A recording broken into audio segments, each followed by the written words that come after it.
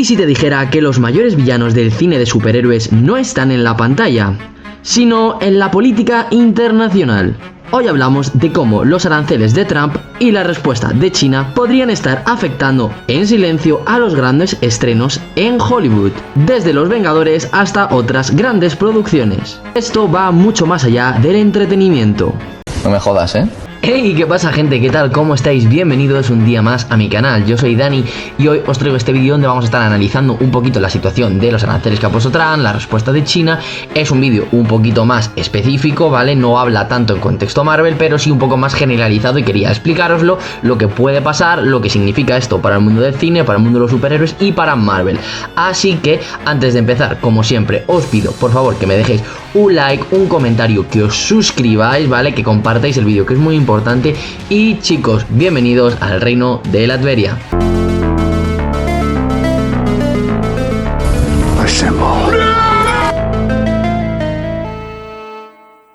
Vale, pero ¿qué son los aranceles? Vamos al grano. Los aranceles son básicamente impuestos que un país le pone a los productos importados. Trump impuso muchos a China entre 2018 y 2020 y lo ha vuelto a repetir en este año 2025. No solamente a China, sino también a otros países. Supuestamente ha hecho esto para proteger a las empresas de Estados Unidos. Y China pues respondió con sus propios aranceles, como es obvio. Y tú pensarás, ¿qué tiene que ver todo esto con el cine? Pues muchísimo, porque Hollywood ya no vive solo del público americano. China es uno de los mercados más grandes del mundo para el cine, especialmente para los blockbusters. ¡Hace ¡pum!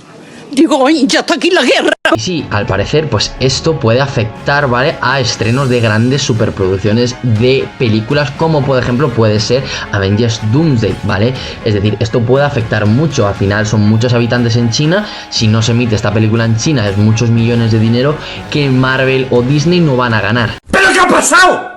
Entonces, ¿qué pasa? Que los estudios quizás no dejen de arriesgarse tanto gastándose tantos millones y haciendo tantas macro películas si no van a recuperar esa inversión. ¿Qué?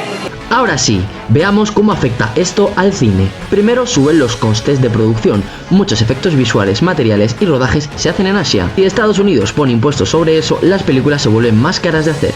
22 euros de peaje, Pedro Sánchez. Segundo, tensión diplomática igual a censura cultural. China decide que pelis extranjeras se estrenan allí. Y si hay mal rollo político, pueden simplemente bloquear un estreno. Le pasó a Shang-Chi y le pasó a Spider-Man No Way Home. Y no fue casualidad. Ya se ha abierto el cajón de mierda. Tercero, pierdes una parte enorme del pastel. Avengers Endgame hizo más de 600 millones de dólares en China exclusivamente. Si ese mercado desaparece, el modelo de negocio entero se tambalea. Ya no puedes gastar 300 millones en una peli si no vas a recuperar una parte en China. ¿Pero esto qué es? Entonces, ¿qué puede hacer esto? Esto puede hacer que cambien los planes de muchas producciones. Por ejemplo, películas que vienen en camino es Avengers Endgame Avengers Doomsday y Avengers Secret Wars. ¿Qué pasa? Aquí va a aparecer un montón de cameos, un montón de personajes. Esto significa un montón de sueldos a un montón de actores y un montón de contratos. ¿Qué pasa? A lo mejor un estudio como Disney no ve que va a recuperar esa inversión invirtiendo todo esto y prefiere cambiar completamente el guión de la película. Y dice, ostras, vamos a dejar de contratar a estos actores porque no voy a recuperar esta inversión en China, ¿vale? Sí, voy a hacer una película muy taquillera para el resto del mundo, pero es que yo ya voy a tener mucha menos taquilla, ¿no? Porque no voy a tener taquilla en China, que es al final un porcentaje muy alto de las visualizaciones de estas películas en sus estrenos. Ya habíamos tenido, pues como lo que comentaba de Shang-Chi, ¿vale? Pero el tema de Shang-Chi era pues que era un personaje asiático basado en China, ¿no? Y había mucha polémica por eso, y eso fue un poquito más control del propio gobierno chino, que no quería, ¿no?, que Shang-Chi pues se estrenara en China, porque bueno, pues no quería dar a entender como que China era un sitio de donde escapar, ¿no? Y era un mal sitio, y Estados Unidos era los buenos, etcétera, que era un poquito pues parte de la trama de esa película, ¿vale? Oye, Shang-Chi la recomiendo 100%, pero la película sí que cuenta esa trama, ¿no? De que en China este personaje estaba explotado, etcétera, tal, y se va a Estados Unidos, que supuestamente es la libertad, ¿no? Entonces esto era un poquito lo que China quería evitar que el mundo conociese, sobre todo en su propio país, ¿no? Entonces por eso esa película no se estrenó. Tema de Spider-Man No Way Home, no sé por qué fue, yo creo que fue que incluso incluso por todo esto de los aranceles, que dijo, mira, pues solamente me fastidia Estados Unidos, no voy a estrenar esta película. No significa que luego no la puedan ver en China, obviamente la van a acabar viendo de manera pirata, etcétera, pero no va a facturar en una sala de cine y no va a contar esos ingresos para Marvel, ¿vale? Incluso en China pues tienen sus propias plataformas que no tienen en Estados Unidos y no tienen en otros sitios porque son así de exclusivos, ¿vale? Un poco trambólico. Entonces, ¿quién gana y quién pierde? Pierden los grandes estudios, Disney, Universal, Warner, etcétera.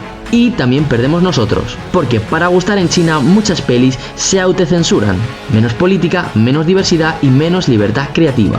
Y los que podrían ganar son los estudios chinos y las plataformas de streaming locales. ¡Cállese y tome mi dinero! Entonces, esto es lo que genera mucho miedo, ¿no? Que pues muchos estudios no dejen de arriesgarse, ¿vale? Os pongo el caso, antes Marvel Studios pues le gustaba experimentar un poquito con películas. Os pongo el caso, Vengadores funcionó muy bien, ¿vale? Parte de la, digamos, esencia, ¿no? De Marvel es arriesgar. Iron Man no era un personaje muy conocido cuando salió, ¿vale? Era un personaje, bueno, conocidillo por la gente de los cómics, pero no era un Spider-Man. Se ha hecho muy conocido gracias a su película y al MCU, pero Iron Man no lo conocía nadie, ¿vale? Aparte de gente que le molaban los cómics, ¿vale? Esto era el Marvel. Pasó igual con Guardianes de la Galaxia. Guardianes de la Galaxia nadie sabía quién era, ¿vale? Pero luego la ves en el cine y fue un absoluto éxito y la gente los quiere muchísimo. Y eso es Marvel, parte del riesgo. ¿Qué pasa si, por ejemplo, llega un director y le llega con una idea a un estudio, por ejemplo, como una película como puede ser Ant-Man? Oye, no es la mejor película del mundo, pero es una película súper entretenida, la primera hablo, y pues se ve muy graciosa, que tiene unos chistes muy buenos, funciona muy bien, tienen un buen actor que es Paul Rudd, tal, y te la compran y luego es parte de los Vengadores, un Vengador esencial, etcétera. Entonces es una parte muy importante. Perderíamos ese tipo de películas, ¿no? Que son un poquito más arriesgadas. Nos perderíamos un montón de cosas. Ejemplo, ¿vale? Un live action, una película live action de Invencible. Eso nos gustaría verlo todo. Pero ¿qué pasa si tú quieres hacer una película live action de Invencible y necesitas tener digamos, una recuperación, ¿no? De ese dinero? Entonces tú no vas a estrenar una película si no vas a recuperar ese dinero. Prefieres sacar un formato de serie a lo mejor. ¿Por qué hablo de un formato de serie, no de Invencible? Bueno, y es que básicamente Invencible es una serie que tiene un montón de sangre, un montón de clasificación R, y claro, para tú poder como estudio recuperar esa inversión, tiene que ser un producto que vayan a ver toda la familia, ¿vale? Es decir, niños, y no tenga una clasificación R. Si tienes una clasificación R y tienes sangre, eso un niño no lo va a poder ver. ¿Qué va a hacer? Que los padres no vayan a llevar a su hijo a ver a un superhéroe que atraviesa, y más hoy día, que los niños pues son súper delicaditos, tal, y no puedes ver una gotita de sangre, no puedes ver nada. Hay un montón de censura, ¿no? En ese sentido, ¿no? Que punto me parece bien, pero en mi generación yo fui al cine pequeño a ver la película de Will Smith de Hancock, que es brutal, y ves roturas y ves cosas, ves Dragon Ball y tal, y mi generación, pues eso, cuando éramos niños están acostumbrados, pero estos niños de hoy día que ven una gotita de sangre y ya lloran, pues es complicado pues meterlos en una película live action de Invencible, que vayan a verla, etcétera. Es una película que el padre se la va a ver. Entonces, ¿qué hace un estudio? Un estudio coge y dice, pues mira, para gastármela que en el cine tengo una taquilla pequeña y que vayan solamente a verla los adultos, pues prefiero coger y sacarla en una plataforma de streaming como Amazon, una serie live action, y ahí se la va a ver el padre, el chaval adolescente de 16, 17 años y tal, y poquito más. Pues el niño no le va a interesar y el padre no va a querer que su hijo vaya a ver una película de sangre, ¿vale? Porque no quiere educar a su hijo de esa manera, ni quiere ponerle lo que sea que tenga el padre, ¿no? En contra de esta película, sobre todo la sangre y la violencia, ¿no? Pero el caso es que luego el padre es el propio consumidor de esa película, ¿no? Entonces es un poco contradictorio, pero a la vez es interesante, ¿no? El por qué hace estos estudios, ¿no? Este movimiento, ¿no? De marketing y de películas, ¿no? ¿Por qué no hago una película? Por ejemplo, Deadpool es la clasificación R, y ha hecho una muy buena taquilla, pero nunca va a llegar a hacer una taquilla como Endgame porque es clasificación R. Hay que hacerlo así.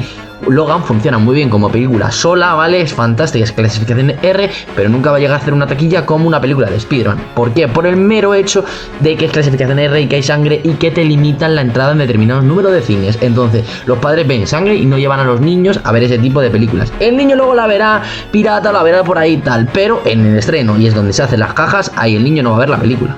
2 cubatas para ese chaval. Entonces, muchos estudios, pues este tipo de ideas de películas van a preferir a lo mejor pasarlo a series o películas para plataformas de streaming.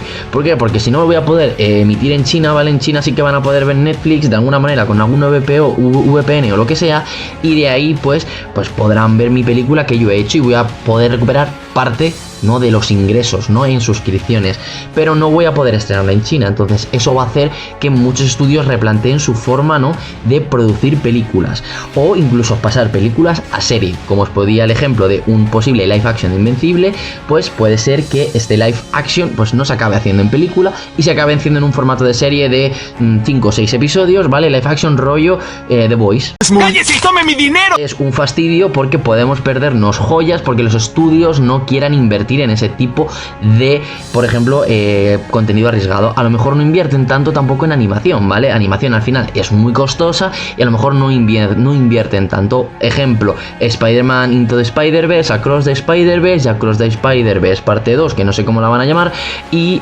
pues a lo mejor reducen el presupuesto porque la animación es complicada, los actores de doblaje, etcétera. Entonces a lo mejor puede ser que bajen los costes de muchas más, incluso propias películas que ya están produciéndose, es decir, que se están grabando, etcétera, bajen costes. No descartemos que a lo mejor tengan que cargarse algún actor de Avengers Doomsday, no, de los que han confirmado o los que todavía quedan por confirmar, por el mero hecho de que pues Marvel Studios va a tener que reducir un presupuesto porque no va a recuperarlo en China. Entonces puede ser una de esas razones por la que a lo mejor no veamos tantos actores en estas películas. En ese momento, Cell sintió el verdadero terror.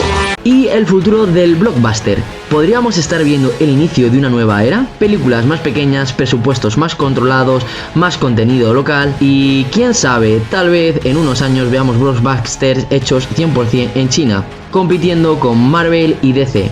¡Huele a venganza! Quizás la propia China digo, vale, no emito tus películas, me pongo yo a hacer mis propias producciones como hace India con Bollywood y se monten su y no necesiten ya directamente montarse nada. Obviamente no van a ser los mismos personajes, pero pues bueno, pues pueden hacer eso, se lo pueden permitir. Ya lo han hecho con un montón de apps y un montón de Googles, etcétera, que tienen ellos en su propia China. Pues no descansemos que diga, sí, pues venga, vuestra industria de Hollywood la metéis por ahí y ahora la hacemos nosotros. ¿Queréis aranceles? Pues toma.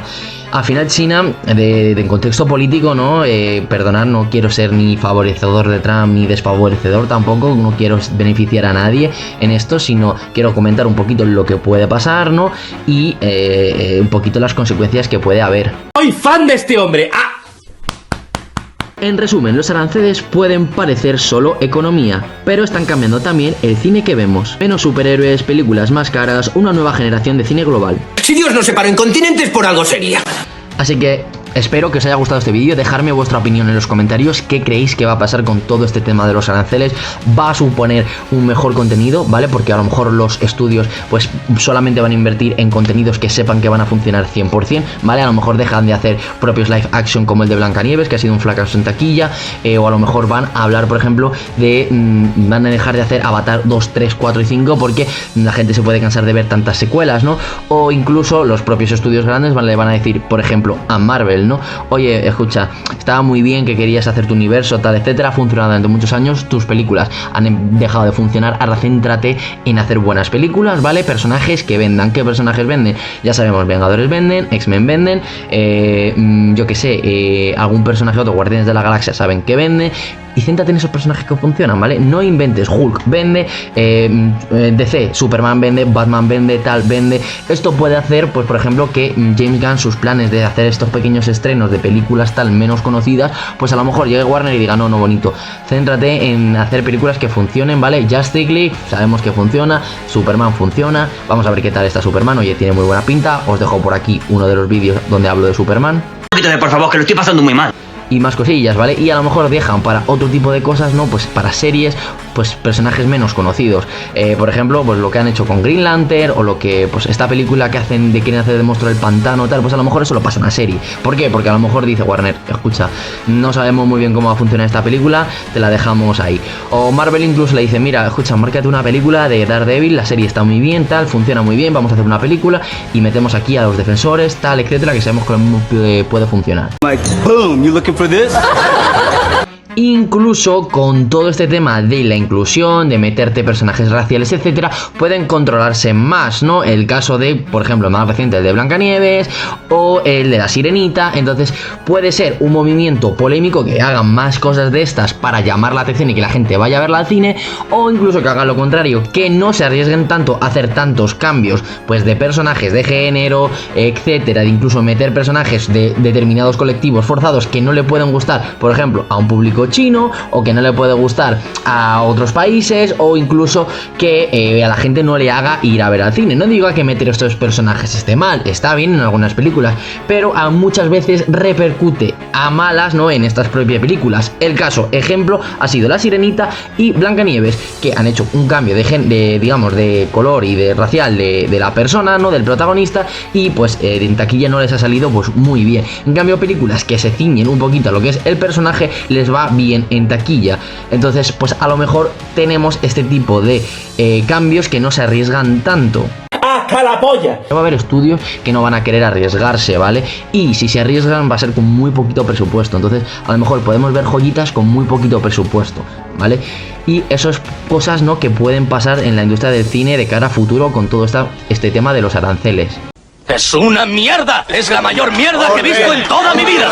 Y hasta aquí el vídeo de hoy, chicos. Muchísimas gracias por verme. Espero que os haya gustado este vídeo. O sea, del montón bueno. Antes de iros, por favor, os pido por favor que me dejéis un like, un comentario, que os suscribáis, ¿vale? Que es muy importante que compartáis el vídeo para que llegue a más gente. Y chicos, nos vemos en el siguiente vídeo de El Reino de Latveria. Adiós. A que te den por culo.